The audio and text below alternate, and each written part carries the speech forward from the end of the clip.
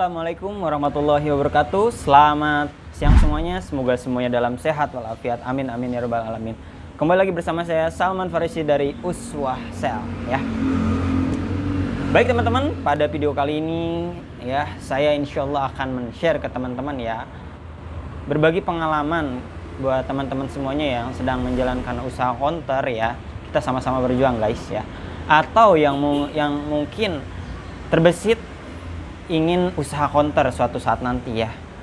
Ya, jadi pada video kali ini insya Allah saya akan men-share ke teman-teman ya. Ini berdasarkan pengalaman saya pribadi teman-teman ya, pengalaman di Uswah Sel ini ya. Jadi kesalahan-kesalahan yang pernah saya alami ya, itu menjadikan sebuah pelajaran bagi saya di Uswah Sel ini ya, di Uswah Sel ini. Jadi ketika kita buka cabang itu, setidaknya kita punya pelajaran berarti yang kita share ke ke karyawan-karyawan kita, ke teman-teman kita ya, kepada semua kepala toko ya. Jadi semuanya kita sharingkan pengalaman yang pernah kita lalui, yang pernah kita alami ya.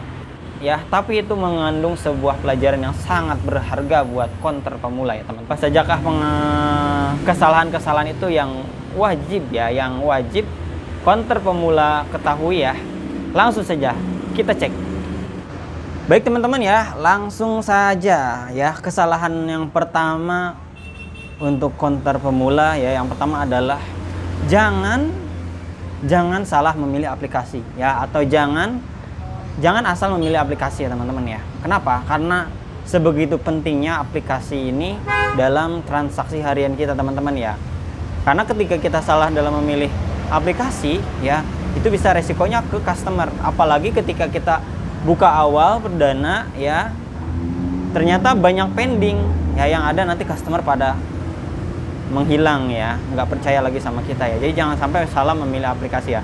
Mungkin untuk konter pemula itu ya pastinya banyak yang ada yang bingung ya, gimana sih pakai aplikasinya, apa ya, pakai aplikasi, apakah pakai aplikasi ini, pakai aplikasi ini ya.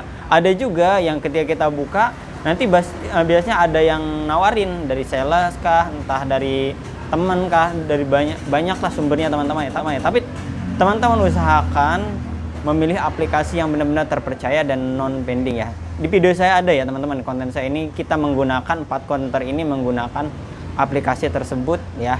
Ya, dan alhamdulillah itu berjalan dengan lancar ya teman-teman. Itu bisa dipakai di semua kalangan dimanapun insya Allah, karena ini aplikasi ini sudah sudah nasional ya teman-teman ya, dipakai sudah banyak yang memakainya. Jangan asal memilih aplikasi, pastikan aplikasi itu terpercaya. Kenapa?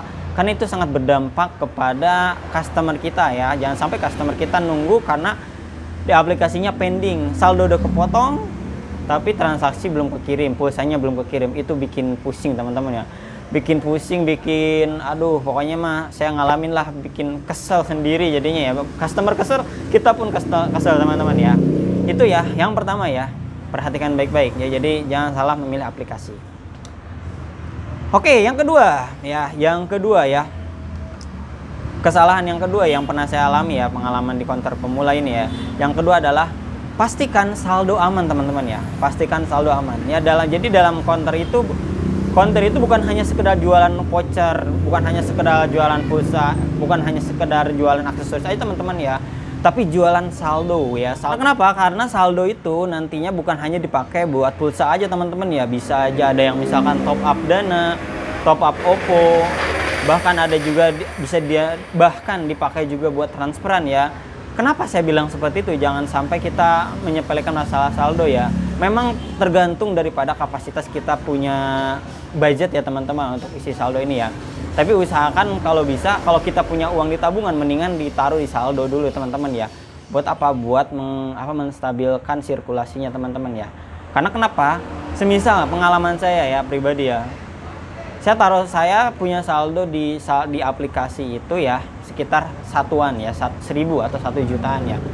Tiba-tiba datang orang yang ingin top up entah pulsa kah atau e-wallet kah, dompet digital kah, dan ada juga yang datang tiba-tiba transfer ya, yang transfer 1 jutaan misalkan ya, dan top up e-wallet sekitar 200, 100 atau 50 ya. Sehingga ada dua hal yang membuat jangan sampai kita itu kehilangan salah satunya. Bagaimana dua-duanya ini bisa kita dapatkan teman-teman, dengan apa? Ya dengan mengamankan saldo seperti itu ya teman-teman.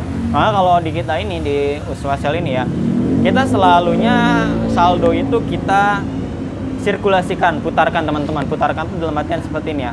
Jadi ketika udah ada uang cash udah numpuk dalam artian berapapun itu, kita langsung lari ke Alfa, kita top up ulang saldo di aplikasi kita. Terus aja. Jadi jangan terlalu dibiasakan uang itu menumpuk sehingga tidak jadi saldo ya. Sehingga ketika ada yang transfer besar, kita setidaknya aman, kita nggak kehilangan customer kita ya. Itu adalah salah satu teknik bagaimana kita memperluas jangkauan customer kita, nggak segitu-gitu aja. Karena customer merasa percaya bahwasanya di sini insya Allah berapapun kita transfer, berapapun kita transaksi, insya Allah selalu ada di situ ya. Walaupun itu sebenarnya hasil perputaran uang di hari itu aja ya, di hari itu saldonya segitu-gitu aja. Cuman ketika mau habis langsung ke Alfa atau ke Indo di top up lagi, seperti itu aja ya teman-teman ya. Atau lewat M-Banking di top up lagi, ya itu bisa aja teman-teman ya. Oke, yang ketiga ya, kesalahan counter yang ketiga adalah teliti dalam transaksi transferan ya. Sedikit berbagi pengalaman teman-teman ya, ketika saya dulu waktu masuk ke counter ini ya, ke dunia usaha counter ini teman-teman ya, saya pernah salah transfer 2 juta rupiah. Geblek ya teman-teman, itu langsung nggak mau makan, nggak pusing dan ya namanya baru, tiba-tiba salah ngeklik, akhirnya transfer ke orang yang lewat rekeningnya ada di situ, salah klik transfer 2 juta ke rekening orang lain. Pusing itulah saya teman-teman ya. Tapi alhamdulillah ya, selang berapa lama kemudian orangnya datang teman-teman ya. Alhamdulillah uangnya balik lagi. Walaupun nunggu hampir 3 harian itu lagi ya. Alhamdulillah orangnya amanah, ketika datang dia juga menyampaikan ada saldo lebih dan uangnya bisa ya teman-teman ya. Jadi hati-hati dalam klik. Jadi teliti benar-benar nomornya, pastikan dan sesuai apa tidak ya. Jadi jangan terlalu cepat buru-buru. Oke, itu yang ketiga. Yang keempat ya teman-teman ya, ini sering terjadi teman-teman ya. Hitung uang sebelum mentransfer ya. Jadi ada nih teman, salah satu kejahatan yang sering korbannya itu counter teman-teman ya. Jadi ada orang yang datang tiba-tiba minta resinya dulu, uangnya belum dikasih. Banyak pengalaman ini teman-teman ya. Jadi bang, resinya bang, nanti di situ dia sebutin nomornya, di situ kita kirim ya, minta resinya, habis itu dia pergi. Banyak, bahkan dulu di kita juga ada teman-teman ya, yang dia minta resi itu langsung lari kabur. Tapi ya itu adalah sebuah pelajaran buat kita. Jadi di kita sekarang kita menerapkan SOP, ketika ada transfer yang kecil maupun besar, kita hitung uang dulu, uangnya kita hitung. Setelah uang kita hitung, baru kita pastikan tadi yang poin ketiga tadi ya teman-teman ya, diteliti benar-benar, baru diklik resi. Nah insya Allah itu aman teman-teman ya. Jadi setidaknya kita safety buat transaksi ya, jangan sampai kita lengah apalagi kena tipu orang ya. Itu hati-hati teman-teman. Dan yang terakhir teman-teman ya, yang terakhir kesalahan kelima ya, ini itu adalah harus bisa membedakan uang palsu dan uang asli. Jadi saya pernah ketipu uang palsu itu sekitar 300 sampai 500 ribu ya teman-teman. Itu uang palsu teman-teman ya. Nah, tapi di situ saya belajar bagaimana membedakan uang palsu dan uang asli. Mungkin secara kasat mata itu sama teman-teman ya. Secara kasat mata sama, tapi ada perbedaan yang signifikan yang harus teman-teman ketahui bersama. Ya, jadi perbedaan yang signifikannya adalah ya, coba kita akan lihat bersama-sama teman. Ini ada uang palsu, ini ada uang asli ya. Ini ada sampel ya, sampel yang pernah saya kena ketipu ini teman-teman ya. Sampel yang pernah saya ketipu di uang palsu ya. Ini uang palsu, uang asli. Secara kasat mata sama kan teman-teman ya. Apa sih perbedaannya tuh? Perbedaannya adalah ya, pertama kalau di raba sama teman-teman rasanya ya, susah membedainnya. Tapi kalau saya membedakannya itu adalah di tanda emas ujungnya teman-teman ya. Uang asli itu pasti berkilau emas, tapi uang palsu itu tidak ya. Uang palsu itu kayak tempelan aja teman-teman, nggak kelihatan emasnya sama sekali, nggak kelihatan berkilau ya. Makanya kalau di kita itu sudah beli alatnya, memang ada alatnya khusus buat pengecekan. Tapi kalau memang udah teman-teman secara kasat mata udah melihat, nggak usah pakai alat, insya Allah ya langsung ketebak ya. Ya mungkin itu aja teman-teman ya, 5 kesalahan counter pemula ya. Hati-hati ya teman-teman ya, ini sedikit sharing aja ya. Jadi mudah-mudahan bermanfaat buat teman-teman semuanya yang mau memulai bisnis counter ya, sehingga tidak menjadi kesalahan yang fatal ya teman-teman ya. Bukan niat apapun untuk menggurui atau dan yang sebagainya, tapi hanya sedikit sharing tentang pengalaman yang pernah saya alami di counter ini teman-teman ya. Semoga bermanfaat. Kurang lebihnya mohon maaf. Jazakallahu khairan katsiran jiddan. Jangan lupa like, comment, and subscribe channel Uswah Sel. Wassalamualaikum warahmatullahi wabarakatuh. Salam.